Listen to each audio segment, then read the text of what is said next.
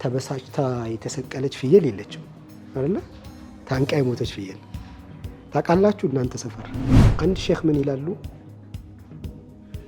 ሰዎች የሚያዩትን ነገር ብቻ ምታይ ከሆነ እውር ነህ ይላል።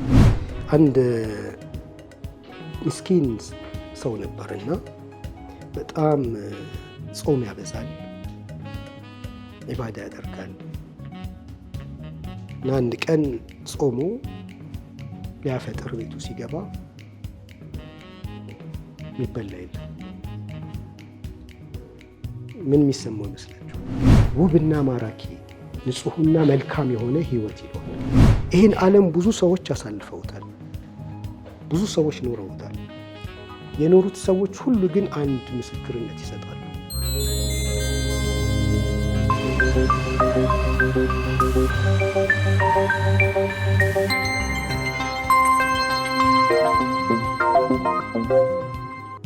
አላህ የላከ ህዝቦች ነን። ሚሽናችን ደግሞ ምንድነው?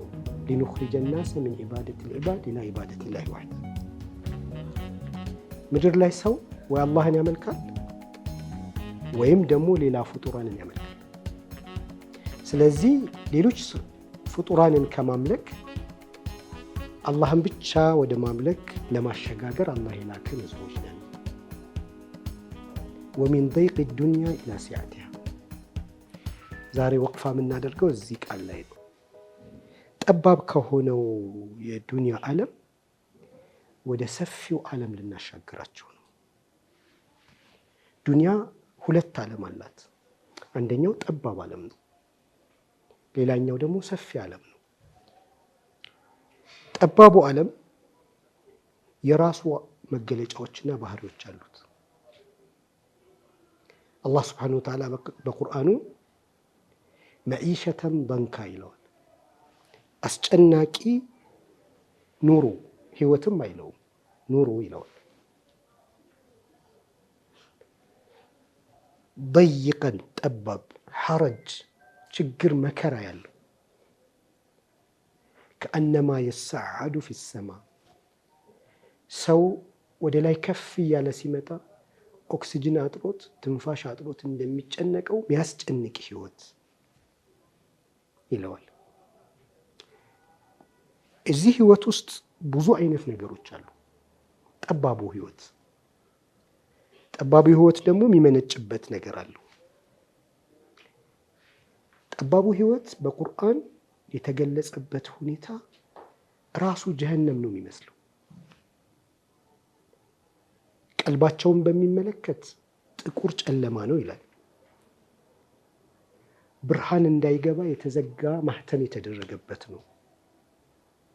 ህይወታቸው ደግሞ በሐሳብ፣ በጭንቀት፣ በመከራ የተሞላ ነው። ከውጭ ስታየው በጣም ያማረ ህይወት የሚኖሩ ይመስላል። ውስጣቸው ግን ከአኼራ በፊት እዚህ ምድር ላይ ጀሀነም ስቃይ አድርገንባቸዋል። እስልምና የመጣው ከዚህ አስፈሪ አስጨናቂ ከሆነው ህይወት ወደ ሌላኛው ህይወት ሊወስደን ነው። ሚን ضይቅ ዱንያ ኢላ ሲዓቲሃ። ይሄ ሰሓባው እንግዲህ ለንጉሱ የነገረው ሁለተኛው ተልእኮ ነው።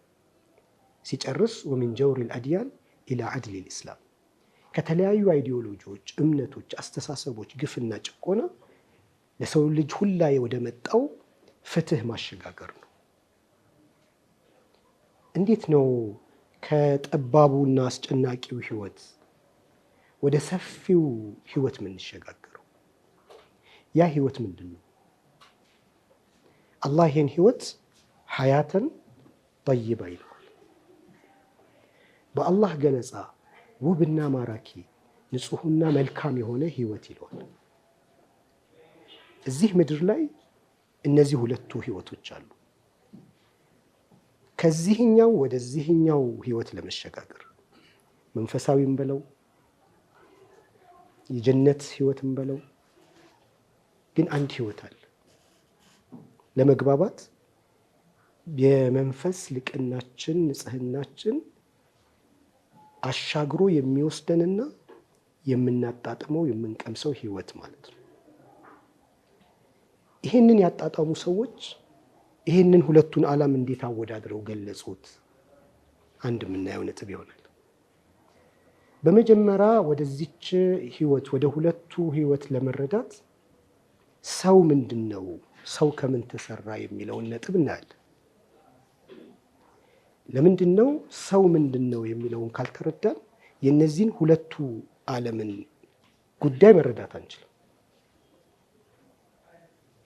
እነዚህ ሁለቱን ዓለም የሚሰሩት ደግሞ ምንድናቸው? እንዴትስ እውን ይደረጋል? ይሄ ጣፋጭ ነው ውብ ነው የተባለው ዓለም ሰዎች እንዴት ነው ያንን ማጣጣምና መሄድ የቻሉት? በቻልነው አክል እነዚህን ርዕሶችና እዚህ አካባቢ ያሉትን ርዕሶች ለማየት እንሞክራለን። በመጀመሪያ ግን ሁሉም ሰው በዚች ምድር ላይ የራሱ የሆነ የሚወደው ነገር በጣም ጥሩ ነው የሚለው ነገር አለው።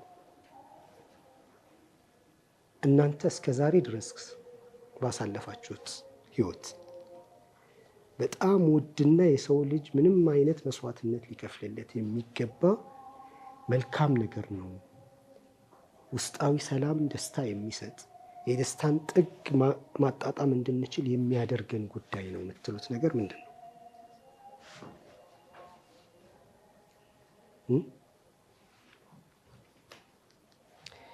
ጥያቄ ከተመለሰ ብቻ ነው ወደሚቀጥለው የምንሄደው።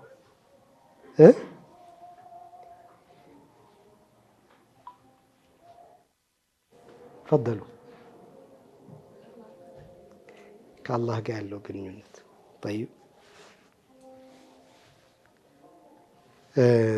እንግዲህ አላህ ፍቃድ ሆኖ ቢያንስ እንኳን ምድር ላይ ካሉ ጥሩ ናቸው ከምንላቸው የሰው ልጅ ብዙ መስዋዕትነት ከሚከፍልላቸው ነገሮች በላይ ሌላ ጣዕም ያለው ደስታ የሚሰጥ የተለየ ነገር አለ የሚለው ነገር ማወቅ ራሱ ከማጣጣም በፊት ማለት ነው። ማወቅ ራሱ አንድ ትልቅ ነገር ነው። አንዳንድ ሰው እንደ ስልጣን በጣም ጥሩ ነገር ጣፋጭ ነገር የለም ይላል። ነገሩ ስላልቀመስ ነው ምን ምን እንደሚል ግን እንዲሁ ስንገምት ይሄ ነገር እንደው በጣም ባይጣፍጥ ይሄ ሁሉ ነገር ሰው ይከፍልበት ነበር፣ የሆነ ነገር አለው ማለት ነው። ገንዘብ የራሱ ጣዕም አለው አይደል? የሰው ልጅን አላህ ለሁብል ኸይሪ ለሸዲድ አለው። የገንዘብ ፍቅሩ ብርቱ ነው እና ዱንያ ብዙ የሚያማምሩ ነገሮች አሉት የሰው ልጅ የሚፈልጋቸው፣ የሚወዳቸው፣ የሚመኛቸው። ግን ሰዎች ከዚህ በላይ ውድ ነገር መኖሩን ቢያውቁ እንግዲህ ከስልጣን በላይ ውድ የሆነ የሰው ልጅ ነፍስና ስጋው የሚፈልገው ነገር መኖሩን ቢያውቁ ምን ያደርጉ ነበር? በትንሹ የሰው ልጅ የተሰራበት ሙከዊናት الانسان የሚባለው ነገር ከማንሳታችን በፊት ይህንን ዓለም የቀመሱ ሰዎች የሰጡትን አንዳንድ ንግግሮቻቸውን እናዳምጥና ሙከዊናት الانسان የሰው ልጅ ምንነትን ወደ ማየት እንገባለን ኢንሻአላህ። يقول الشيخ الإسلام ابن تيمية رضي الله عنه رحمه الله تعالى يقول إن في الدنيا جنة من لم يدخلها لم يدخل جنة الآخرة. دنيا وسط جنة الله مدر لاي جنة الله. إيه جنة بمندنو ميكنيو يسولج ከመሬት ስበት ተላቁ በመንፈስ ልቅናው ከፍ ብሎ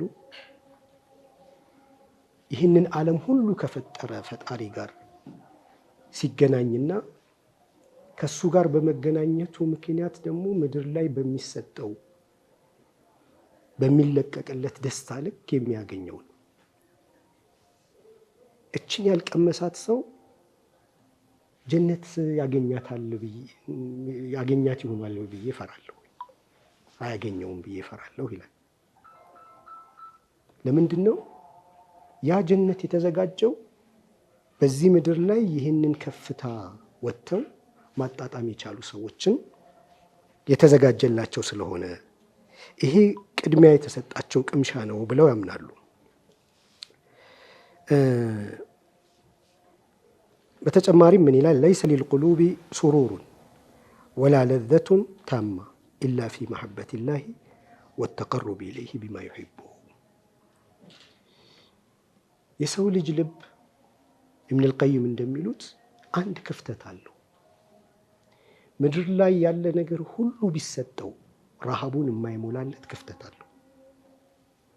ይሄ ክፍተት እረፍት የሚያገኘው ጥሙ የሚረካው የአላህን ውዴታና አላህን ስናገናኘው ብቻ ነው።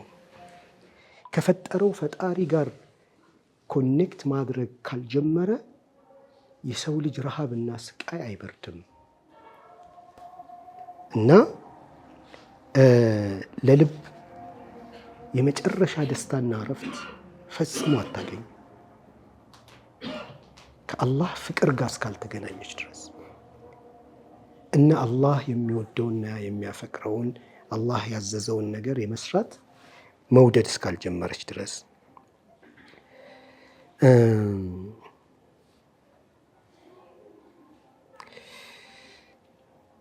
ኻሊድ ብን ወሊድ ምን ይላል? ምድር ላይ የሚያስደስት ማንኛውም ነገር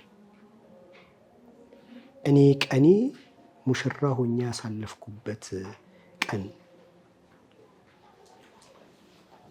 ከሚሰጠኝ ደስታ በላይ ለአላህ ብዬ ሌሊቱን ስጠብቅ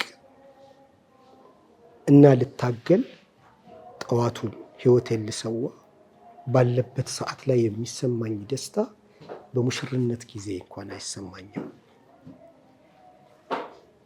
ይሄ ሌላኛው ዓለም ከምድር ጋር ካለው ዓለም ጋር በማወዳደር የሚገልጹት ሌላ ዓለም፣ ሌላ በጣም ውድና ጣፋጭ የሆነ ዓለም እንዳለ ነው።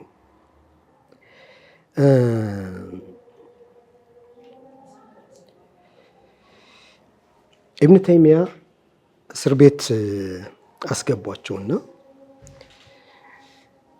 በሩን ሲዘጉት ፈضرب بينهم بسور له باب باطنه فيه الرحمة وظاهره من قبله العذاب የሚለውን አያቀር ልክ ሲዘጋ ባቡን باطنه فيه الرحمة ውስጡ የአላህ እዝነት ያለበት ነው።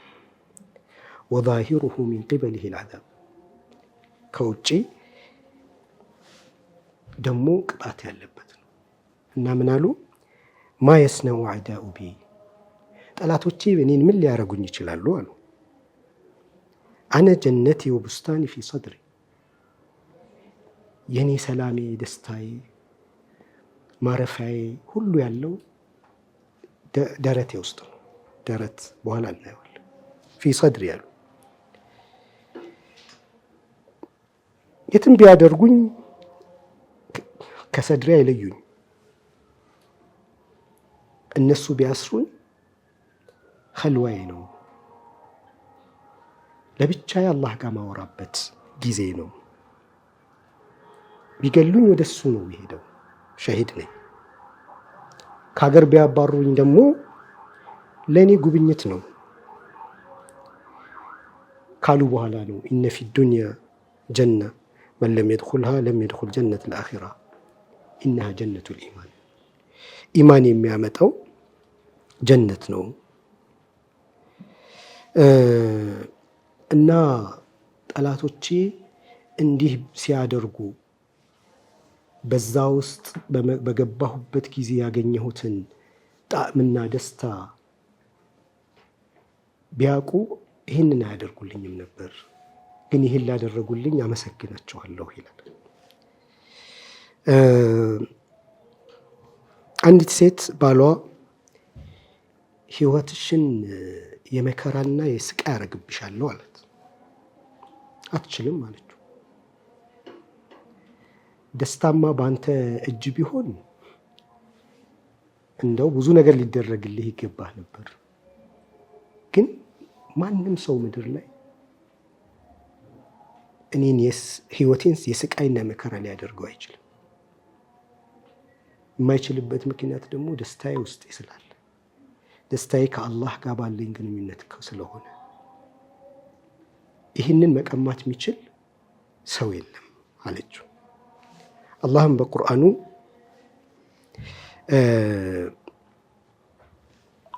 አንድን ረሕመት አላህ ሱብሓነሁ ወተዓላ ለሰው ልጅ ከሰጠው ፈላ ሙምሲከ ለሁ ይላል። የዓለም ኃይል ሁሉ ቢነሳ ያንን መውሰድ አይችልም። ይሄ ከስጋዊ ዓለም ውጭ ያለው ከጠባቡ ዓለም ውጭ ያለው በመንፈስ ልቆ ሲገኝ የሚመጣው ህይወት ምድር ላይ ማንም ሰው ምንም ሊያደርገው የማይችለው ነው። ስለዚህ ምን ይላሉ? እኛ የሚሰማን የውስጥ ደስታና ሰላም ንጉሶችና ልጆቻቸው ቢያውቁ ይህን ደስታ ሊቀበሉን ሰይፍ ይመዙብን ነበረ፣ ሰራዊት ይልኩብን ነበር። የዓለማችን ውድ ነገር ምናልባት እንዲህ የሚወሰድ ቢሆን የዓለም ሀያላን ሁሉ የሚዘምቱበት ነገር ምንድን ነው? ይሄኛው ስሜት ነው። ይሄ ደስታ፣ ይሄ ሰላም፣ ይሄኛው ዓለም ነው። አንድ ሰለፍ ምን ይላሉ? አንዳንድ ጊዜ በጣም የተለየ የደስታ ስሜት ውስጥ እገባለሁ። ልቤ በደስታ ይፈነድቃል እና ምን እላለሁኝ አሉ፣ እንደው ጀነት ውስጥ ይሄ ስሜት በዘውታሪነት የሚኖር ከሆነ እውነትም ጀነት የገቡ ሰዎች እድለኞች ናቸው እላለሁ። እስከዛ ድረስ ነፍሴ በደስታ ትበራለች፣ አላህን በማስታወስ አላህን በመውደድ ውስጥ ሆነው ማለት ነው። ይሄ ህይወት ከጥንት ጀምሮ የነበሩ ብዙ መልካሞች ያለፉበት ህይወት ነው። ከአደም አለይሂ ሰላም ጀምሮ እስከኛ ዘመን ድረስ አላህ ጋር የቀረቡ ሰዎች ሁሉ የተገናኙበት ነው። ቁርአን ላይ የኢሳ ተከታዮችን ሲገልጻቸው ቀልባቸው ረእፈተን ወረሕመተን ይላቸው። በጣም ለሰው ልጅ ልባቸው ፍቅር እና እዝነት ያለው ይላል። ከአላህ ፍቅራቸው የተነሳ ህይወት ሁሉ ጠልተው ወረህባንየትን ይብተደዑሃ አላህ ያላዘዛቸውን ተው ያላላቸውን ነገር በሱ ፍቅር ተነክተው ምድርን ሁሉ ትተው ባህታዊ ሆኑ ይላል። ይሄ የፍቅራቸው ጥግ ነው። ለሰው ልጅ ያላቸው ፍቅር፣ ለአላህ ያላቸው ፍቅር እስከምን አድርሷቸዋል? የምድርን ህይወት አይተውት ምንም ቦታ ሊሰጡት አልቻሉ። ስለዚህ እንደውም ከዚህኛው ዓለም የሚያዘናጋን ነው ብለው ሙሉ ለሙሉ ትተው ጥቅልል ብለው ገቡ ይላል። ወረህባንየትን እብተደዑሃ። ይህን ዓለም ብዙ ሰዎች አሳልፈውታል፣ ብዙ ሰዎች ኖረውታል። የኖሩት ሰዎች ሁሉ ግን አንድ ምስክርነት ይሰጣሉ። ይሄ ጣዕም ከምድር ላይ ካሉ ጣዕሞች ጋር መወዳደር አይችልም። ይሄ ደስታ ኢቭን መግለጽ አይቻልም ይላሉ። ለምሳሌ ምድር ላይ ያለ ነገር ስናወራ የምንግባባው ሌላውም ሰው ኤክስፒሪየንስ ስላደረገው ነው ይረዳኝ። ይሄ ግን ኤክስፒሪየንስ ላላደረገ ሰው ማውራት አይቻልም ይላሉ። ይሄ ዓለም ግን ምንድን ነው? ከየትኛው እሳቤና ፍልስፍና ነው የሚመጣው? እንዴት አይነት ስራዎችን በመስራት ነው እነዚህን ነገሮች ወደ ማጣጣም መሄድ የሚቻለው?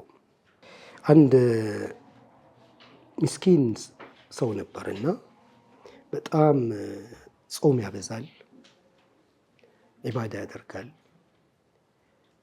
እና አንድ ቀን ጾሙ ሊያፈጥር ቤቱ ሲገባ የሚበላ የለም።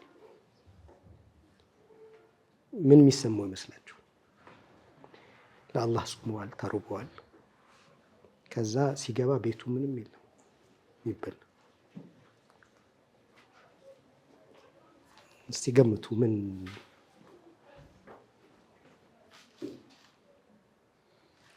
ይሰማል? ሶስተኛ ጥያቄ ሳትመልሱ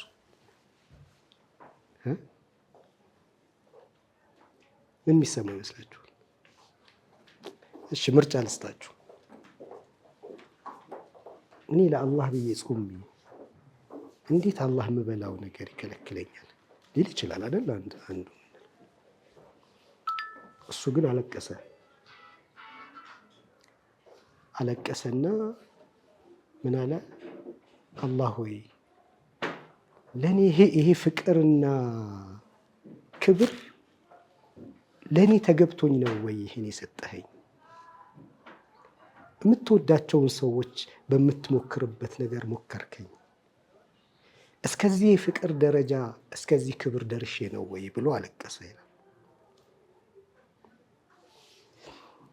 አንደኛው ደግሞ አላህ ሆይ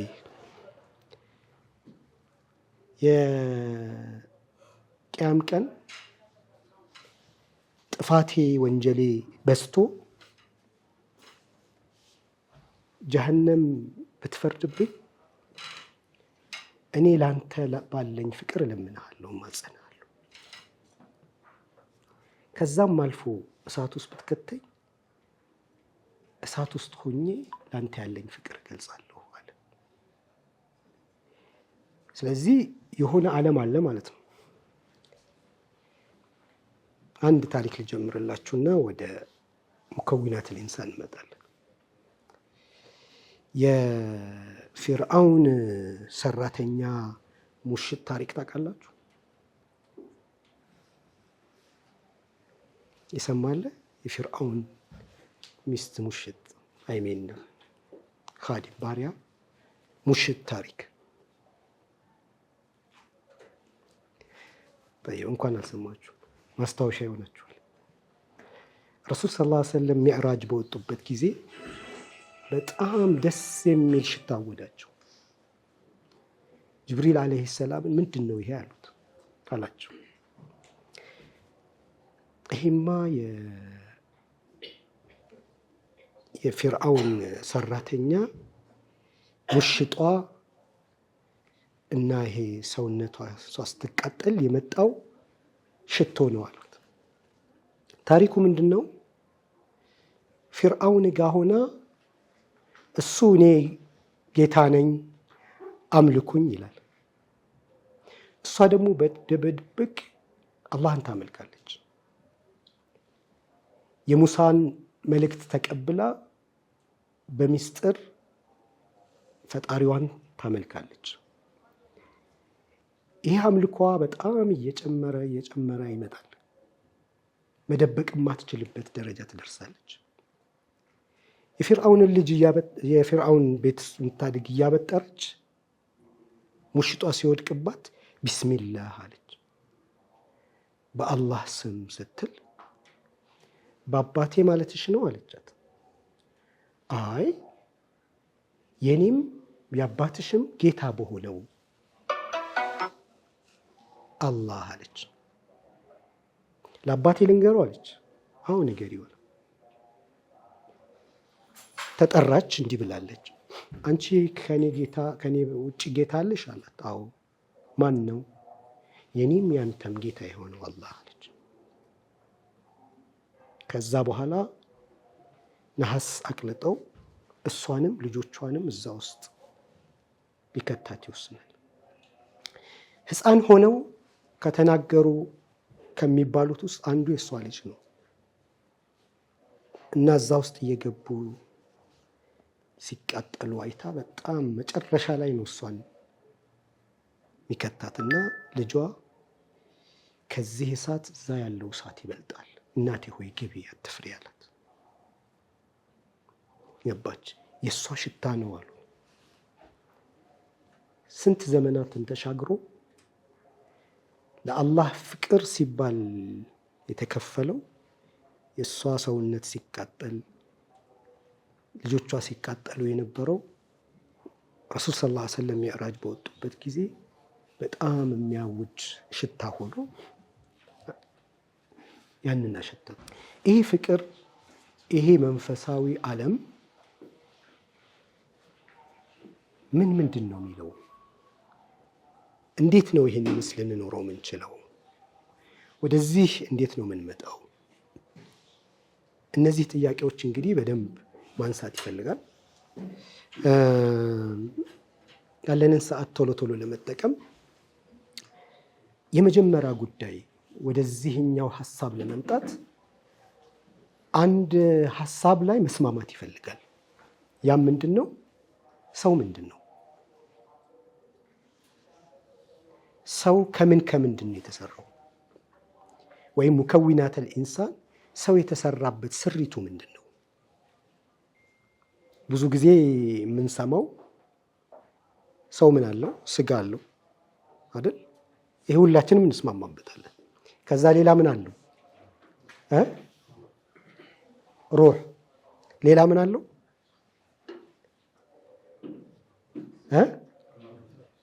አቅል አለው ትላላችሁ። ሌላ ምን አለው? ምን አለው ሰው?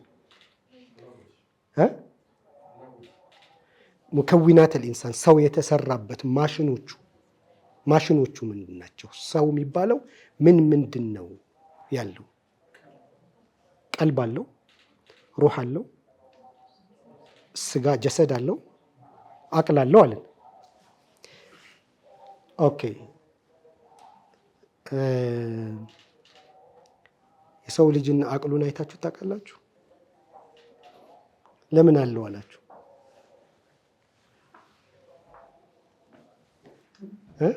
የሰው ልጅ ሩሑን አይታችሁ ታውቃላችሁ? አይተነው አናውቅም አይደለም? ለምንድን ነው አላህ ሱብሓነሁ ወተዓላ ሩሕን ሚስጥር ያደረገው? በሰዎች ውስጥ ልናያቸው ማንችላቸው ነገሮች፣ ምንነታቸውን ሚስጥራቸውን ማናቃቸው ነገሮች እኛው ውስጥ አደረገ አላህ። አንደኛው የሚሉት በገይብ ማመን የሰው ልጅ የበለጠ ቅርብ እንዲሆነው እዚሁ አጠገቡ ያለውን ነገር የማይታይ ሚስጥሩ ምን እንደሆነ ማይታወቅ ማይደሰስ አደረገው። ብዙ ጊዜ የምንሰማው ከአምስቱ ህዋሳት ውጪ ያለን ነገር አንቀበልም ወይም ደግሞ ማረጋገጥ አይቻልም ይላሉ አይደለ? እነዚህ ሰዎች ይሄ ንግግራቸውን ሳይጨርሱ ስለ ፍቅር ሊያወሩ ይችላሉ፣ ስለ እዝነት ሊያወሩ ይችላሉ አይደለም? እነዚህ ረህመት የሚባለው ፍቅር የሚባለው ነገር ከየትኛው አካል ነው የሚወጣው? ከሚታየው ስጋችን ነው? ከማይታየው መንፈሳችን ነው? ከየት ነው የሚመጣው? ዓለም እንደዚሁ እንደተከፈለው የሰው ልጅ ሁለት ዓለም አለው በራሳችን። ቁርአን ይሄንን በጣም በተደጋጋሚ ይገልጸዋል። ለምሳሌ አይን የሚባል እናውቃለን አይደለ? እኛ አይን የምናውቀው ይሄ ስጋዊ የሚያየውን አይን ነው አይደለ?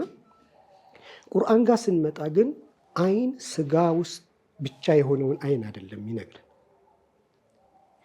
ሌላ አለ። አይን ማየት የሚባል ሁለት ነገር ነው።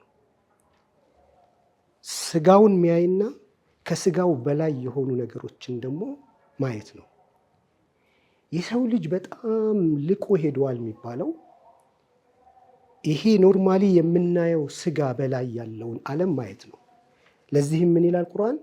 ኢነሃ ላ ተዕመል አብሳር ወላኪን ተዕመል ቁሉብ ለቲ ፊ ሱዱር። ይሄ ከስጋዊ ዓለም ውጭ ያለው ሌላኛውን ዓለም ይሄኛው አይን አይደለም የሚታወረው በሱ ስለማይታይ፣ ነገር ግን ልብ ውስጥ ያለው አይን ነው የሚታወረው ይላል። አንድ ሼክ ምን ይላሉ? ሰዎች የሚያዩትን ነገር ብቻ የምታይ ከሆነ እውር ነህ ይላሉ። በማየት ዓለም ውስጥ ይሄ የምናውቀው ማየትና ከዛ ውጭ የሆነ ማየት አለ። ቁርአን ጋር ብትመጡ ስለ መስማትም ሲያወራ ይሄኛውን መስማትና ሌላኛውን ዓለም መስማት ይነግረናል። ስለዚህም ምን ይላል? ወላ ተኩኑ ከለዚነ ቃሉ ሰሚዕና ወሁም ላ የስመዑን እንደነዛ ሰማን እንደሚሉ ነገር ግን እንደማይሰሙ ሰዎች አትሁኑ ይላል። የሰው ልጅ እዚህ ምድር ላይ ሁለት ዓለም ነው የሚሰማው። አንዳንድ ሰው አንዱን ዓለም ብቻ ነው የሚሰማው። እነዚህ ደንቆሮዎች ይላቸዋል ቁርአን። ሱሙን ቡክሙን ዑምዩን፣ ደንቆሮዎች ናቸው፣ ዱዳዎች ናቸው፣ ውሮች ናቸው ይላል። ለምን? ጠባቡን ዓለም እንጂ ያኛውን ዓለም ማየት አልቻሉም። ያኛውን ዓለም መስማት አልቻሉም። ያኛውን ዓለም ቴስት ማድረግ አልቻሉም። ስለ መስማት ሲነሳ ሌላ ዓለም አለ፣ የመስማት ዓለም በቁርአን ውስጥ። ለምሳሌ አጥንት ይሰማል ብላችሁ ታስባላችሁ? አጥንት ሊሰማ ይችላል? ረሱል ሰለላሁ ዐለይሂ ወሰለም ሩኩዕ ሲያደርጉ ኸሸዐ ሰምዒ፣ መስማዬ ለአላህ በፍርሃት ተዋጠ ይላሉ። ወበሰሪ፣ አይኔ በፍርሃት ተዋጠ። ወዐዝሚ፣ አጥንቴ፣ ወጀሰዲ፣ አካል ያሉ። ይሄ ሴንስ የሚያደርግ አጥንት ጭምር ሴንስ የሚያደርግ የአላህን ፍርሃት ሚነካው ሆኗል ማለት ነው። ቁርአንንም ሲገልጸው እንዲህ አጥንታቸው ድረስ ሰማ ይላል። ስለዚህ መስማት የሚባል ሌላ ዓለም አለ፣ ማየት የሚባል ሌላ ዓለም አለ። ልባችንን ብንወስደው አንደኛው ዓለሙ ደም መርጨት ነው። ከዛ በኋላ ደግሞ ሌላ ዓለም አለው። ለምን? ለሁም ቁሉቡን ላ የፍቀሁነ ቢሃ፣ እነሱ ዲፕሊ አንደርስታንድ ማድረግ የሚችሉበት ልብ ተሰጥቷቸው ልባቸው ግን ያን ስራ አይሰራም ማለት። ስለዚህ ዓለም ሁለት ነው። አንደኛው ዓለም ይሄ ስጋዊ ዓለም ነው። ልባችን እንዴት ደም እንደሚመታ ሚያጠና አካል አለ፣ ችግር የለውም። እሱ ለሰው ልጅ የተሰጠ እውቀት ነው። ያኛውን ዓለም ግን የሰው ልጅ ተመራምሮ ሊደርስበት አይቻልም። በመንፈስ ዓለም ውስጥ ከሰማይ በሚመጡ መልእክቶች ውስጥ ነው ያንን ዓለም መዳሰስ የሚቻለው። ከሰው ልጅ አቅምና ሐሳብ ውጪ ናቸው።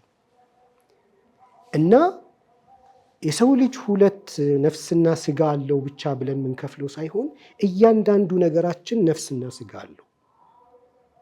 ሁሉ ነገራችን፣ በሁሉም ነገር ውስጥ የነፍሳችንን ፓርት ከዘለል ነው ምን ይሆናል?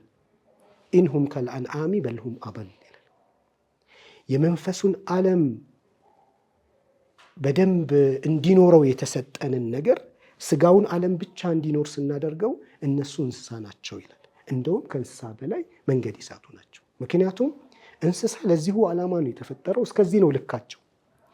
የሰው ልጅ ግን አንድ የተለየ ልክ አለው፣ ከስጋው ውጭ ያለው። ዋናው ቁም ነገሩና ትልቁ ነገሩ ደግሞ ይሄኛው ጉዳይ ነው።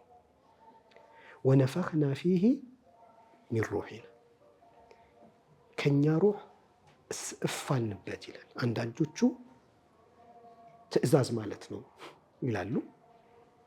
ይሄ እንግዲህ የሰው ልጅን በጣም ሚስጥር የሚያደርገው ነገሩ ይሄ ከስጋው ያለፈው ጉዳይ ነው።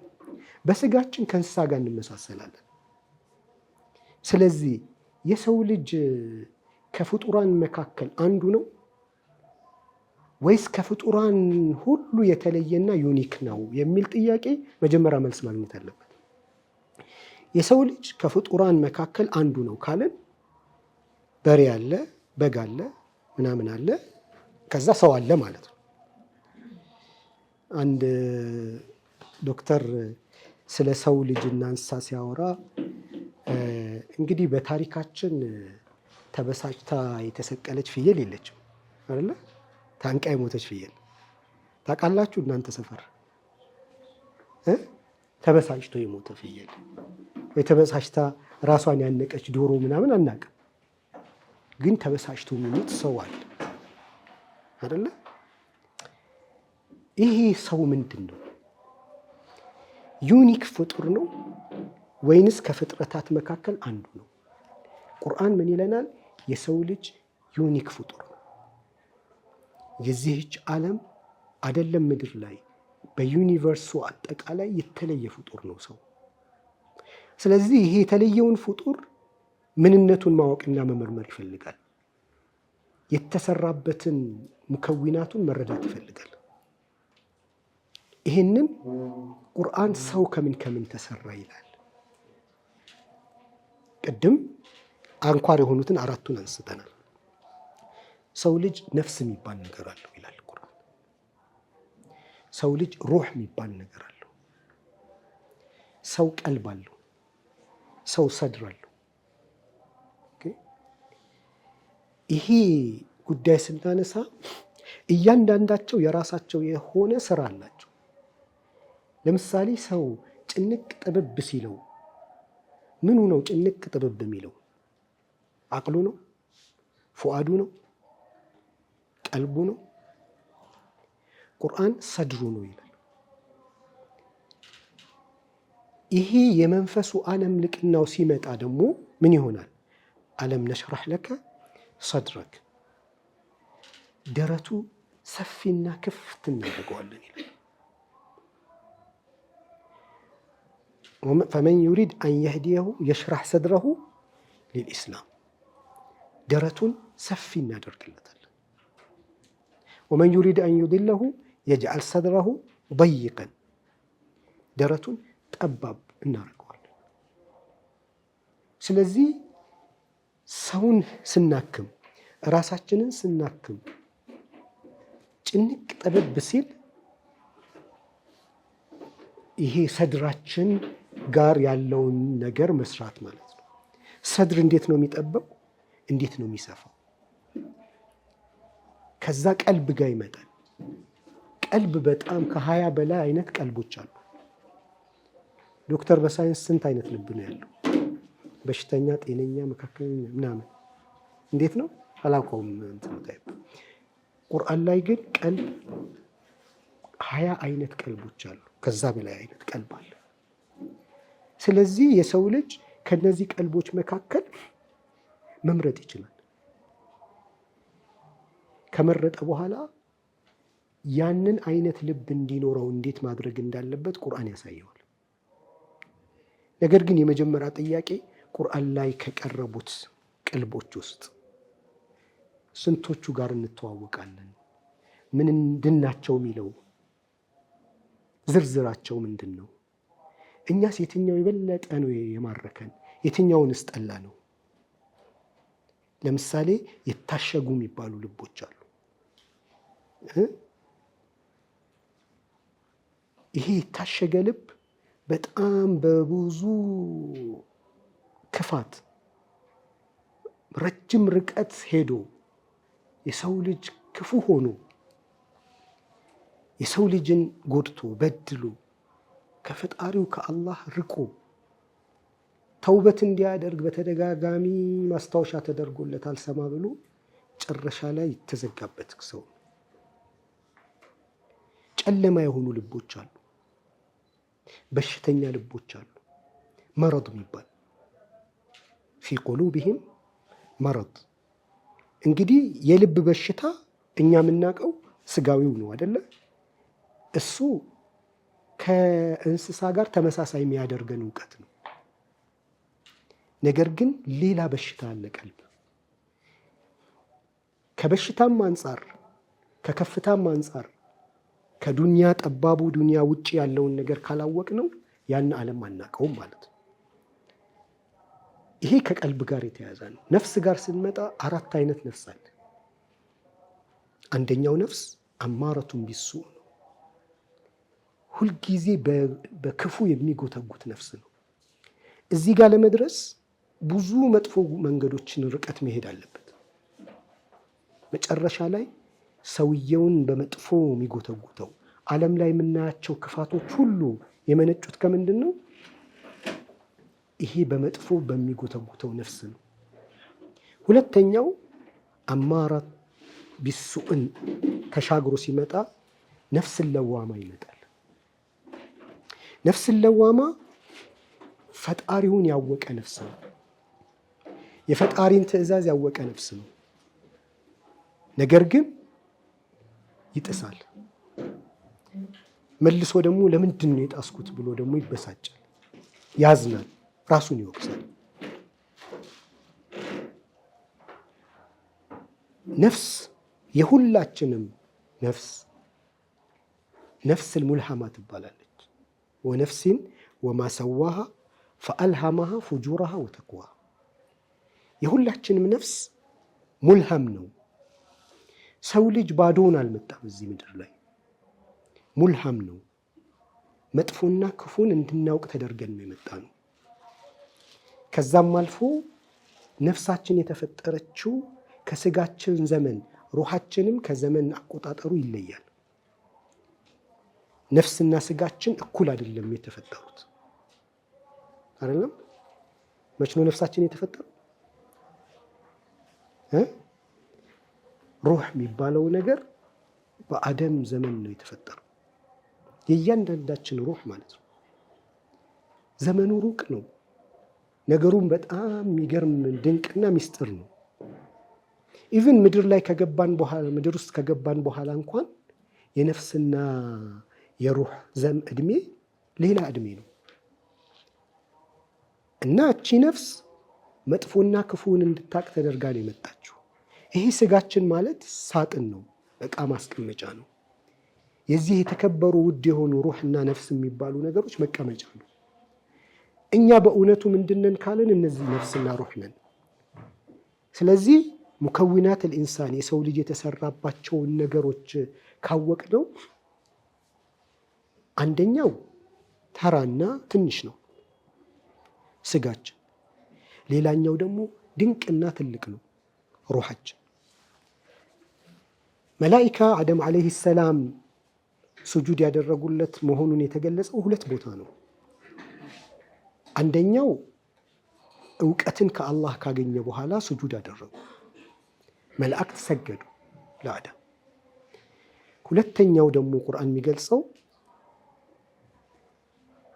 ፈነፈኽቱ ፊህ ሚን ሩሒ ፈቀዑ ለሁ ሳጅዲን፣ ሩህ እፋልኩበት የዛኔ መላእክቶች ሱጁድ ወረዱ። የሰው ልጅ ድንቅ ነገሩ የሚመጣው ከዚህ ነው። ይሄ ከሆነ የሰው ልጅ ድንቁ ነገር ያኛው ዓለም ነው ማለት ነው ትልቁ ጉዳይ። የሰው ልጅ ሊለፋበት ሊታገልለት በጣም ብዙ ጥረት ሊያደርግበት የሚገባው ያኛው ዓለም ነው። ሰዎች በዚህ ዓለም ላይ ወደዚህኛው ስጋዊ ጉዳይ ላይ እንዲያተኩሩ የተደረገው በሸይጣን ውስወሳ ነው። ብዙ ጊዜ ከትምህርቱም ከሰበካውም ምንወስደው መረዳት ምንድን ነው? የዚችን ዓለም ደስታ ተዉ፣ ከዛ ከሞታችሁ በኋላ መልካም ታገኛላችሁ፣ እዚህ ብትሰቃዩም ቻሉት አይነት ጥሪ ነው የሚደረገው። አላህ ደግሞ የተጣራው ወዴት ነው? ወደ ሐያተን ጠይባ፣ እዚህ ምድር ላይ ያለው ህይወታችሁ በጣም ውብ ማራኪ ጣፋጭ ያማረ በደስታ የተሞላ እንዲሆን ነው መጠራችሁ ይላል። ይህን ጥሪ የሚጠላ ሰው አለ? የሁላችን ፍላጎት አይደለም? ውስጣችን እያወከን ያለው ሰላም እየነሳን እያስጨነቀን እየረበሸን ያለውን ነገር ሁሉ አልፈነው ተሻግረን በሰከነ ዓለም ውስጥ በደስታ ዓለም ውስጥ ቅድም የጠቀሱት አይነት ህይወት ማለት ነው። አንዳንድ ጊዜ ከደስታዬ ብዛት ጀነት እንዲህ አይነት ደስታ ይኖር ይሆን እንዴ ብዬ እስካስብ ድረስ የሚያደርስ ደስታ ውስጥ እገባለሁ ይላል። ይህን የደስታ ዓለም ተርቦ እኮ ነው ሰው ጭንቁ፣ መከራው፣ በሽታው፣ ራስን ማጥፋቱ ምንትሱ ምናየው ትርምስ የመጣው ማለት ነው። ነገር ግን የሃይማኖት ሰዎች ወደ አላህ ወደ ፈጣሪ ሲጣሩ ደስታን፣ ሰላምን፣ መልካም ነገርን ሁሉ ትቶ የሚያሰቃይ የሚቸግር ዓለም ወደሚኬድ አድርገው ይጠራሉ። ሃይማኖቶች ሁሉ በዚህ አይነት አስተምሮ ውስጥ አይደሉ። የሳተው ነገር ስላለ ነው።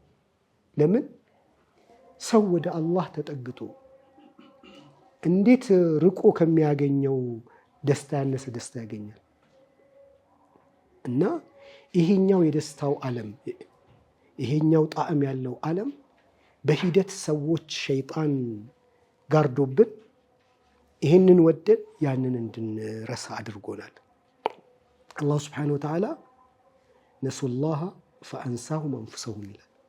ልክ ይሄ የመንፈሱ ዓለም ከአላህ ጋር የሚኖረው ዓለም በአላህና በረሱሉ ፍቅር ላይ የሚኖረው ዓለም በነቢያቶች ፍቅር የሚኖረው ዓለም ሲረሳ ሰው ልጅ ነፍሱን እንዲረሳ እናደርገዋለን ይላል። ይሄኛው የደስታው ዓለም መጀመሪያ የሚፈልገው ነገር ምንድን ነው ብንል እዛ ሌላ ዓለም አለ፣ እዛ ደስ የሚል ዓለም አለ፣ እዛ የደስታ ነገር አለ ብሎ ማመን ነው። እኔ ከትምህርት እንደወጣሁኝ አንድ የጉዞ ወኪል ላይ ነበር መሰራውና አንድ ልጅ ይመጣና በቃ ጠዋት ይመጣና አረ እናት ሀገሬ ውሰዱኝ ይላል። አሜሪካ ቪዛ አስመጡልኝ ብሎ ነው። አረ እናት ሀገሬ ናፈቀችኝ፣ እናት ሀገሬ ውሰዱኝ፣ ናፍቆቷ ሊገለኝ ነው ይላል። አሜሪካ የሚባል የሰማው ነገር ስላለ ስለወደደው ማለት ነው። በባህር ሂድ ቢባል ይሄዳል፣ በፈለገው ነገር ቢሆን ይሄዳል። ለምንድን ነው የሚሄደው? እዛ ደስታ አለ ብሎ ስላሰብ። የመጀመሪያው ጉዳይ ምንድን ነው? እዚህ ምድር ላይ ከምናውቀው ደስታ ጋር ሊወዳደር የማይችል ሌላ ዓለም ሌላ ደስታ አለ የሚለው ነገር እርግጠኛ መሆን ነው። ለሱ እርግጠኝነት ደግሞ የአላህ ረሕመቱ በሆኑ አጋጣሚዎች ሁላችንንም ትንሽ ቀመስ ያደርገናል። በህይወታችሁ ሁሉም ሰው ቀምሰዋል አይደል? ሱጁድ ላይ፣ ሰላት ላይ፣ ዱዓ ላይ የሆነ ነገር አልቀመሳችሁ? ይሄ እኮ ቅምሻ ነው። በደንብ ብትገባ እዛ ውስጥ ብዙ ነገር አለ። ይሄን የሚመስል ጫፉ እንዲከጣፈጠ ብትገባ ምንድን ነው የሚሆነው ብሎ አላህ ትንሽ ጣዕሙን እያሳየን ነው። በስጋው ዓለም በጣም በሄድንበት ጊዜ ነው ሰላምና ረፍት ያገኘ ነው ወይንስ ወደዚህኛው በገባንበት ነው? የራሳችንን ህይወት ብናየው እነዚህን ነገሮች ማወዳደር እንችላለን። ሰዓት ስለሌለን ግን በጣም ብዙ ቆመን ማውራት ይገባን የነበረ ነገር በአጭሩ ሰምራይዝ ላድርገው። ወደዚህ የመንፈሱ ዓለም ወደዚህኛው የደስታ ዓለም እንዴት ነው የሚኬደው? ረሱል ሰለላሁ ዐለይሂ ወሰለም ሰሃቦችን ከዚህ ጠባቡ ህይወት ወደዚህኛው የደስታና ሞትን እንኳን በፍቅር እንዲያዩት ያደረገው ዓለም የወሰዷቸው በአምስት ነገር ነው። አንድ ሰሃባ ሊሞት ሲል አለቀሰ። ምንድን ነው ሲሉት እኔ እኮ ያሳዘነኝ ሌሊት ሰላት ስሰግደው ያለው ደስታ ላጣ ነው። ከጓደኞቼ ጋር ስለ ኢስላም ስማማር የማገኘው ደስታ እሱን አፍቆኝ ነው አለ። ይሄኛው ዓለም እንዴት ነው ያሸጋገሩት? አንደኛ በቁርአን ነው። ቁርአን ከመቅራት ጀምሮ ግን ዋናው ጉዳይ ከቁርአን ጋር እንዴት ነው የምንገናኘው የሚለውን ነገር በደንብ ካወቅን ወደዚህኛው ዓለም ይወስዳል። አንደኛው ቁርአን ጋር የሚኖር ግንኙነት ወረቲሊል ቁርአነ ተርቲላ፣ ቁርአንን በዝግታ እያንዳንዱን ቃላት እየተረጎምክ እየፈታህ እያጣጣምክ ቅራው ይላል። አፈላ የተደበሩን አልቁርአን አም ዓላ ቁሉቢን አቅፋሉሃ፣ ቁርአንን በጥልቀት አያስተነትኑትም ወይንስ ልባቸው ተከርችመዋል ይላል። ቁርአን የወረደው ሊየደበሩ አያቲሂ ወሊየተዘከረ ኡሉል አልባብ። ሁለት ስራ ነው እዚህ ጋር የተገለጸው። አንደኛው ዲፕሊ ውስጡን ማየት ነው፣ መፈተሽ መመርመር ነው። ሁለተኛው ደግሞ መነካት ነው፣ መገሰጽ ነው። ያለንበትን መጥፎ ሁኔታ መረዳት መቻል ነው። ይህንን ጨለማ የምናይበት ብርሃን ማግኘት ነው፣ ተችድ መሆን ነው። ወሊየዘከረ ኡሉል አልባብ። ኡሉል አልባብ የሚባል ደግሞ ሌላ ከሙከዊናት ውስጥ የሚመጣ ነው። ሰው ሉብ የሚባል ነገር አለው። ተደቡር የሚያደርገው እና የሚነካው ክፍል ሌላ ሉብ፣ ፉአድ አለ፣ ሰድር አለ፣ ሉብ አለ። ሙከዊናት ልኢንሳን አራት አይደለም የሰው ልጅ ጀሰድ፣ ስጋ፣ ነፍስ፣ ልብና ህሊና አይደለም። በቁርአን ሌላ ብዙ ማንነቶች አሉት። ስለዚህ ከቁርአን ጋር የሚኖረን ጉዳይ መነካት፣ መገሰጽ። ይሄ እንዴት ይመጣል? በመለማመድ ይመጣል። ቁርአን ሮጥ ብለን ከመቅራት ወጥተን፣ በተለይ አሁን ረመዳን ቁርአን የወረደበት ነው። በዚህ ረመዳን ቁርአን ተደቡር ማድረግ ከሌላ ጊዜ ሁሉ በላይ ይከፍታል። ስለዚህ ቁርአን ጋር ስንመጣ ቀስ ብለን ቃላቶችን ሁሉ እየፈተሽን እየበረበርን ተርቲል ማድረግ ደግሞ በሆኑ ጉዳዮች አንድ አያ ላይ የተያያዘውን ነገር ሁሉ እያየን መሄድ። ወደ ቁርአን ስንመጣ ጥያቄ ይዘን ነው መምጣት ያለብን። ለምሳሌ የሰው ልጅ በዚህ ምድር ላይ እንዴት ነው ደስተኛ የሚሆነው ብለን ጥያቄ ይዘን እንምጣ። እንዲህ ነው ደስተኛ የሚሆነው ይህን ሲያደርግ ነው የሚለውን ሁሉ ተከታትለን ስንሄድ ወረቲል ቁርአን ተርቲላ ይሆናል። በሆኑ ጉዳዮች ላይ ቁርአን ላይ የተነሱ ሐሳቦችን ተከታትለን እስከ መጨረሻው ስንሄድ ሙሉ ስዕል ይሰጠናል። እሱ ደግሞ በራሱ የሚሰጠው ደስታ አለ። 5 የመንፈስ ጉዞ የሚደረግባቸው ብቻ አይደለም። የሰው ልጅ ዩኒክ የሆነ ልዩ ፍጡር ነው። ይሄን ፍጡር በዚህ ዓለም ላይ ታሪክ ተአምር እንዲሰራና ሌላ ማንነቱ እንዲገለጽ ይሄ ተአምራዊ የሆነው ማንነቱ እንዲገለጽ ለማድረግ መንገዱ እነዚህ 5 ናቸው። የመጀመሪያው ምንድነው አለን? ከሰማያዊ ወህይ ጋር መገናኘት ነው። በየዘመኑ ለሰው ልጅ ሁሉ ከአላህ ወደ ሰው ልጆች የመጣ መልእክት አለ። ይሄ ሩህ ይባላል ራሱ ማለት ነው። ቁርአንም ሩህ ይባላል። የሰው ልጅ ለሁለተኛ ጊዜ ከዚህ ሩህ ጋር ካልተገናኘ ወደዚህ መንፈሳዊ ዓለም አይሄድም። 2 ጊዜ መወለድ፣ 2 ጊዜ ነፍስን ማግኘት ይፈልጋል። ሩህ ይሄ ቁርአን ከሰማይ የሚመጣው መልእክት ሩህ ይባላል፣ መንፈስ ይባላል። ሰው ከዚህ ጋር ሲገናኝ ሌላ ፍጡር ይሆናል። ከዚህ ሲለያይ ግን እንስሳ ይሆናል። ከዚህ ሰማያዊ መልእክት ጋር የሰው ልጅ እንዴት ነው መገናኘት ያለበት የሚለው ደግሞ በራሱ በዚሁ ላይ የተቀመጠ ነው። ሰማያዊ መልእክቶች ለሰው ልጅ ሁሉ ነው የመጡት። ሰማያዊ መልእክቶች የሰው ልጅን ከዚህ ስጋዊ ማንነት አውጥተውት ወደ ትክክለኛ ክብሩ ሊወስዱት ነው የመጡት። ከነዚህ ጋር የሚኖረን ግንኙነት ሲበላሽ የሰው ልጅ ማንነት ይበላሻል። ከነዚህ ሰማያዊ መልእክቶች ጋር ሰው በትክክል ሲገናኝ ትክክለኛ ማንነቱን ያገኛል። ስለዚህ ቁርአን የመጨረሻው መልእክት ነው። ይሄ የመጣው ደግሞ ለሰው ልጆች ሁሉ ነው። አንድ ሰው ሙስሊምም ሆነ አልሆነ ዝም ብሎ ቁርአንን ቢያነብ ከዚህ ዩኒቨርስ ውጪ የሆነ ሌላ ዓለም ውስጥ ይገባል። እስከዛሬ ካነበበው፣ እስከዛሬ ከተማረው፣ እስከዛሬ ካየው ፊልም፣ እስከዛሬ ካሰበውና ከተወያየው ነገር ሁሉ የተለየ ዓለም። ይህን ዓለም ሰው ቢያምንበትም ባያምንበትም ጎብኝቶ ቢመለስ ለሁሉም የሚጋበዝ ነው። ይሄ ሰዎች ሁሉ ሊያገኙት የሚገባ ከዛ በፊት ደግሞ እኛ የምናምንበት በደንብ ልናገኘው የሚገባ ጉዳይ ነው። እሱ ይዞን የሚሄድበት የራሱ ዓለም አለው። በቁርአን ላይ ምድር ላይ ከምናውቀው ጋር የሚመሳሰል ወይ ደግሞ አንድ አይነት የሆነ የሚነግረን ምንም የለም። አሁን እኛ ተምረን ተወያይተን ሪሰርች ሰርተን ምናምን ብለን የምናውቀው እውቀት አለ አይደለም? ቁርአን ጋር ስንመጣ ሁሉ ነገር ሌላ ነው የሚነግረን። ሁሉም ማለት ነው። የፈለጋችሁትን ምሳሌ ውሰዱ። ቁርአንና እኛ ያወቅነው እውቀት ወይ እኛ የምንለው ነገር አንድ አይነት ነው ብለን የምናስበው አንድ ነገር ብትወስዱ ከዛ ቁርአን ጋር ስትሄዱ እሱ ሌላ ነገር ነው የሚነግረን። ሲምፕሊ አይን፣ ቅድም ምሳሌ ሰጠን አይደል? አይን እናውቃለን አይደል? አይን ምንድን ነው ምናምን። ከዛ ቁርአን ጋር ስንመጣ እሱ የራሱ አይነት ገለጻ አለው። ከዚህ ምድር የወጣ ከሌላ ዓለም የመጣ ከሰማይ የመጣ ሌላ መልእክት አለው።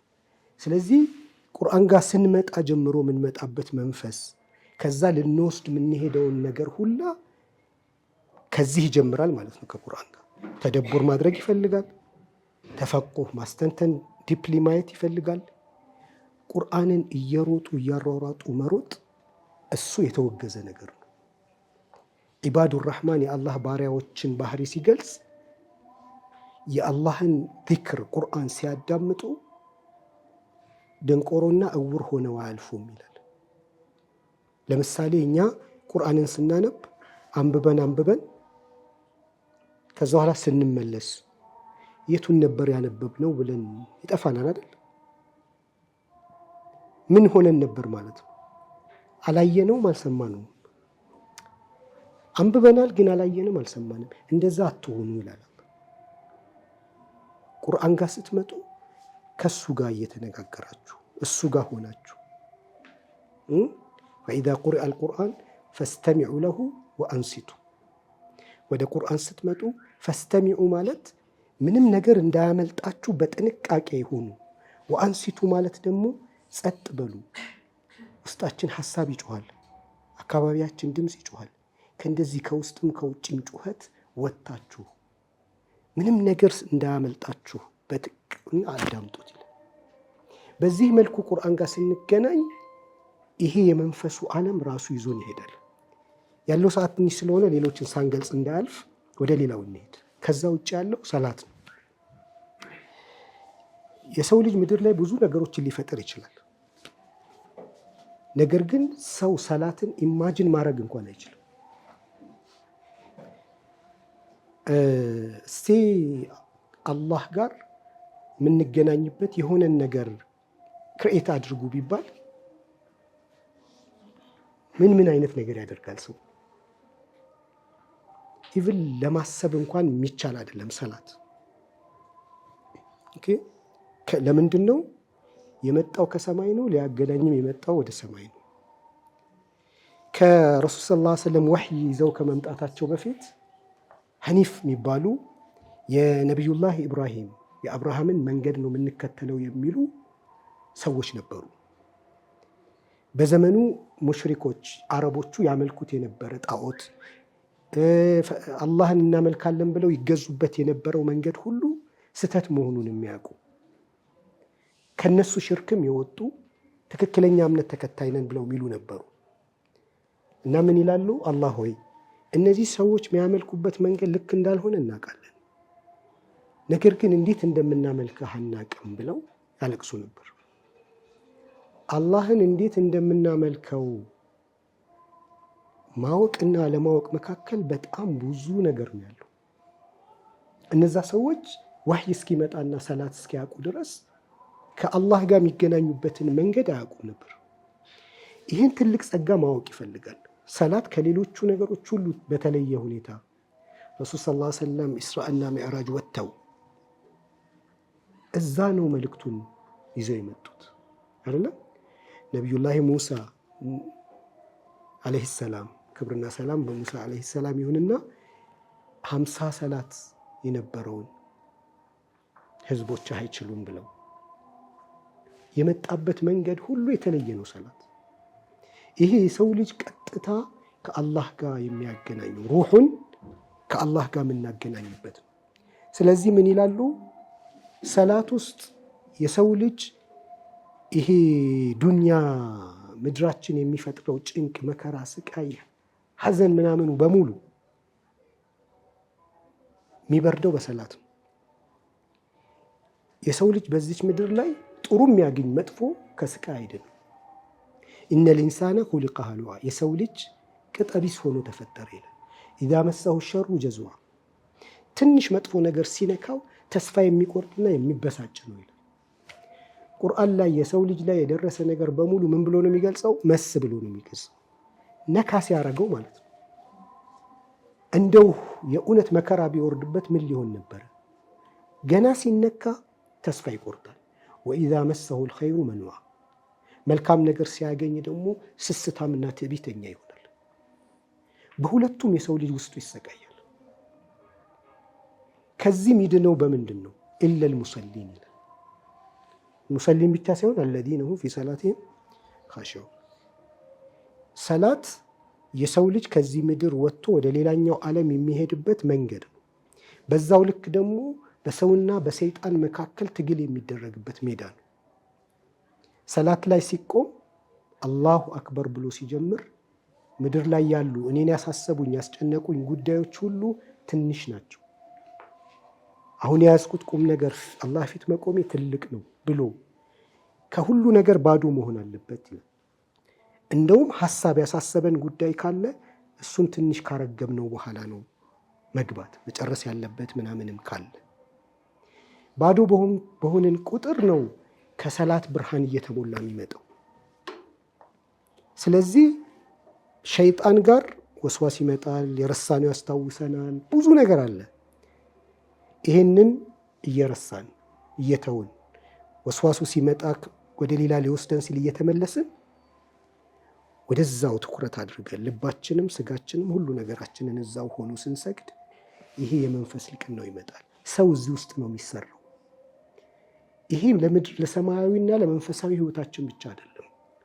ምድር ላይ የሰው ልጅ የሚሰክነው በሰላት ነው። ምናልባት አንድ አህመድ የሚባል የዚህ ማይንድ አካባቢ ስካን የሚደረግ እንትን አለና ሰላት ይሰግድና ህክምና ምርመራ ያደርጋል።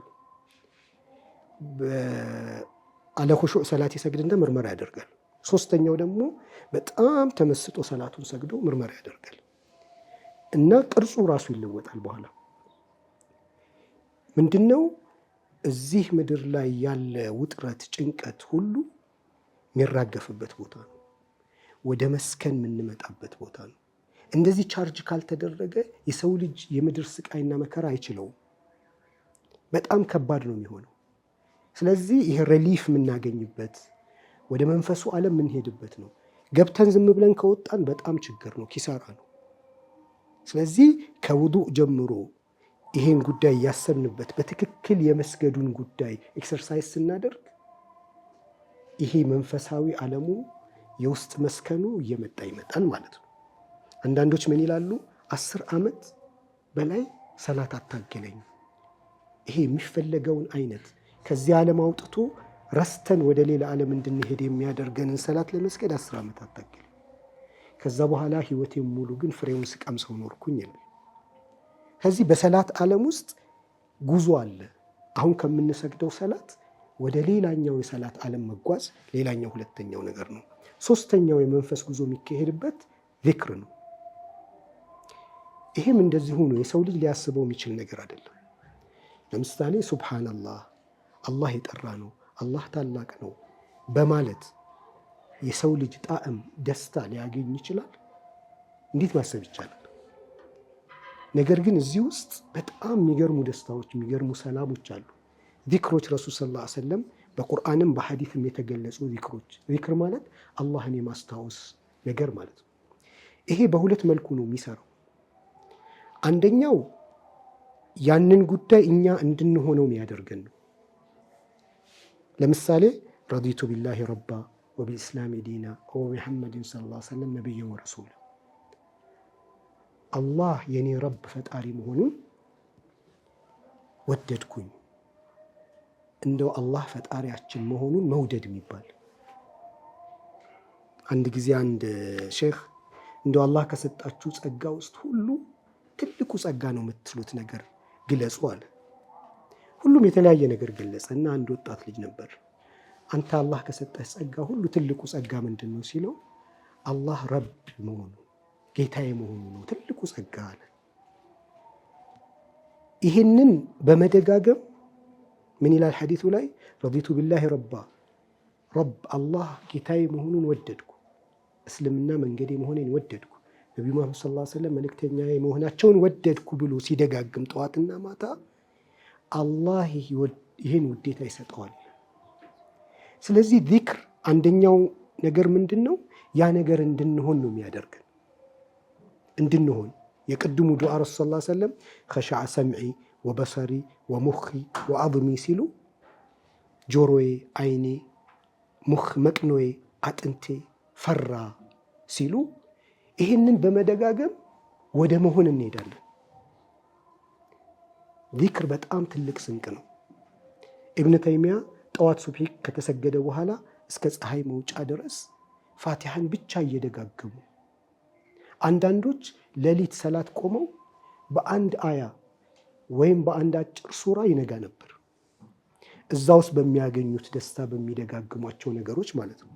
ስለዚህ እኛን የሚሰራን ሰው ልጅ የሚሰራበት የሰው ልጅ በተለያየ መልኩ ይሰራል አይደለ? ስኪልድ ማንፓወር ለማፍራት ተብሎ የሚደረግ ጥረት አለ። እውቀት ያላቸው ሰዎችን ለማፍራት ተብሎ የሚደረግ ጥረት አለ። ሰው ልጅን ግን ሰው ለማድረግ የሚደረገው ጥረት ግን ያለው በእነዚህ ነገሮች ነው፣ ዚክር በማድረግ ማለት ነው። ዚክር ትርጉሙን አውቆ ወደ ህይወቱ ለመለወጥ ሞክሮ በዛ ዓለም ውስጥ የሚገባ ሰው በራሱ ህይወት ውስጥ ሌላ ተአምር ያያል። ስለዚህ ጠዋት ማታ ቀንም በጣም ዚክር ማብዛት ነው። የዚክር ሸርጡ መብዛት ነው። ፈዝኩሩላህ ዚክረን ከሲራ ዚክር ሚል ቁርአን ላይ ካለ ብዙ ነው የሚለው። በጣም ብዙ በብዛት አላህን አስታውሱ ይላል። ትንሽ ማስታወስ የመናፍቃን ባህሪ ነው ይላል። ወላ የዝኩሩነ አላህ ኢላ ቀሊላ አላህን መናፍቃን ትንሽ እንጂ አያስታውሱም ይላል። እነዛ ግን ሁልጊዜ ነው የሚያስታውሱት። በእርግጥ ሰው የወደደውን ሳያስታውስ እንዴት ይውላል? እስር ቤት አንድ ጊዜ አንድ ጥቅስ አየንና አንድ ጨለማ ቤት በገባንበት ማስታወስሽ ከመሰለሽ በጣም ተሳስተሻል፣ ምክንያቱም ልረሳሽ አልችልምና ይላል። ገባችሁ አልገባችሁ? እስከዛ መድረስ አለን። አሁን እንዴት ነው? እንደዛ ነው መሆን ያለበት ማለት ነው። በጣም ነው የገረመኝ አባባሉ። እኔ መጀመሪያ ሳነበው ሌላ ነገር ሊል መስሎኛል፣ ግን እስከዛ ድረስ ምንም ነቢዩላህ ኢብራሂም መላእክት አላህ አብርሃምን ለምንድን ነው ነቢዩላህ ኢብራሂምን እንደዚህ ኸሊል ያልካቸው ወዳጅ ያልካቸው ለምንድን ነው ብለው መላእክቶች ጠየቁ ይላል አንድ ቂሳ ላይ። እስቲ ሂዱና የኔን ስም አንሱ እሱ ጋር አላቸው። በግ የነዱ መላእክት አላህ አለ። እንግዲህ በመላይካ ድምፅ በእኔ እንዳትወስዱት ሲል ድንግጥ አሉ። አንድ ጊዜ ብቻ ድገምልኝ አሉት። ምን ታረግልኛለህ ሲሉት ይህንን ሀብት ግማሹን እሰጥሃለሁ አሉት። እሺ አለና አላህ አለ። የበለጠ ጉጉታቸው ተጨመረና አንዴ ድገምልኝ አሉት። ምን ታረግልኛለህ? የቀረውን እሰጥሃለሁ አሉት። አላህ አላቸው። አንዴ ድገምልኝ አሉት። ምን ታረግልኛለህ ሲለው እኔ አገልጋይ እሆናለሁ አላቸው አለው ለመላኢካው። እውነትም ወዳጅ ልትባል ይገባሃል አሉ። ስለዚህ በስሙ እንደዚህ መነካት በእንትን ታሪክ በአረቦች ታሪክ ቀይስ ወለይላ የሚባል የሁለት በጣም የሚታወቁ ፍቅረኛሞች ታሪክ ነው እና በጣም ነው የሚወዳትና ግድግዳውም ምናምንም ሁሉም እሷ ነው የሚመስለው እና አንድ ጊዜ ሰላት እየሰገዱ እያለ ውሻ ይዞ ነው ምናምን እንደዚህ ሲያልፍ ከዛ አንተ እንዴት ሰላት መሀል እንዴት አልፋለህ ምናምን ሲል እንዴ እናንተ የምትወዱት ጌታችሁ ፊት አይደል እንዴት ቆማችሁት? እንዴት አያችሁኝ አለ። እኔ እኮ ሌላ ነገር አይታየኝም ከሷ ሌላ። እናንተ እንዴት እኔን ማየት ቻላችሁ እሱ ፊት ቆማችሁ አላቸው። እና እንደዚህ በመንፈሱ ዓለም ሌላኛው ዓለም ብዙ ሰዎች የሄዱበት የገቡበት ታሪክ አለና በዚክሩ እና ይህንን በማጣጣም ይህንን ነገር በማድረግ ሌላ የመንፈስ ጉዞ ይኬዳል። አራተኛው ምንድን ነው? ዱዓ ነው። ዱዓ አንድ ሰው ብዙ ጊዜ ሰዎች የምናስበው አላህን ለምነን ተሳካልን አልተሳካልንም የሚለው ጉዳይ ላይ ነው አይደል ሀሳባችን ያለው። ትልቁ የተሳካለት ሰው ማለት በጣም በተመስጦ ዱዓ ማድረግ የተፈቀደለት ሰው ነው። ከዛ ውጭ ያለው ነገር ትርፍ ነው ይላል። አንድ ሰው በቃ በልቡ ተመስጦ አካባቢውን ረስቶ በጣም በጭንቅና በለቅሶ ሆኖ ጌታውን መለመን የቻለ ሰው በቃ ትልቁ ስጦታ ተሰጥቶታል። በዛ ሰዓት ላይ የሚያገኘው ረፍት፣ ደስታ፣ ስሜት ምናምኑ ማለት ነው። ይሄ ወደ መንፈስ ብናደርገው ጉዞ ከሚያሻግረን ነገር ነው እና ዱዓ በተለማመድን ቁጥር ጣዕሙ፣ ቅርጹ ምናምኑ ሁሉ እየተለዋወጠ ይመጣል። ስለዚህ ሰው መንፈሱ የሚሰራው አራተኛው በዱዓ ነው። አምስተኛው ጾም ነው። ጾም ይሄ የመረት ስበቱ ትንሽ እንዲለቀን እና ከፍ እንድንል የራሱ የሆነ አቅም አለው። ለዚህም ነው አላህ ሱብሓነሁ ወተዓላ አላ ያዕለሙ መን ኸለቅ ወሁወ ለጢፉል ኸቢር የፈጠረውን አያውቅም ወይ? እሱ ለጢፍ በጣም ሩህሩህና አዛኝ ነው። ኸቢር ነው፣ የሰው ልጅን ውስጣዊ ማንነቱን የሚያውቅ ነው። ይሄ እንግዲህ የአላህ እዝነት ለመላው የሰው ዘር ነው። ኢነላሃ ቢናሲ ለረኡፍ ረሒም ይላል። አላህ ለሰዎች ሁሉ በጣም ሰዎችን የሚያፈቅርና የሚያዝን ነው ይላል። ሰዎች ሁሉ ወደሱ እንዲመለሱ ጥሪ ያደርጋል፣ መላው የሰው ዘር። በዚህም ምክንያት ነው አንዳንድ ሰዎች እድሜያቸውን ሙሉ በጣም ብዙ መጥፎ ነገር ሲሰሩ ቆይተው ከፊሩላሁ ሰይአቲሂም ሐሰናት የሰሩት ወንጀል ወደ ምን ይቀየርላቸዋል? ይማራሉ እኮ አይደለም፣ ወደ ሐሰናት ወደ መልካም ስራ ይቀየርላቸዋል። ለምን? ከመጥፎ ነገር መንጭቆ መውጣት በጣም ከባድ ነው። ያንን ለከፈሉ ሰዎች መልካም ኃጢአታቸው መማር ብቻ ሳይሆን ኃጢአቱ ራሱ ወደ ምንዳነት ይቀየርላቸዋል ይላል። እነዚህ አምስቱን በመስራት የመንፈስ ጉዞ መለማመድ እንችላለን ይላል ቁርአኑ። እኔም እንግዲህ ጉዞ ከጀመራችሁ አብረን እንጀምራለን።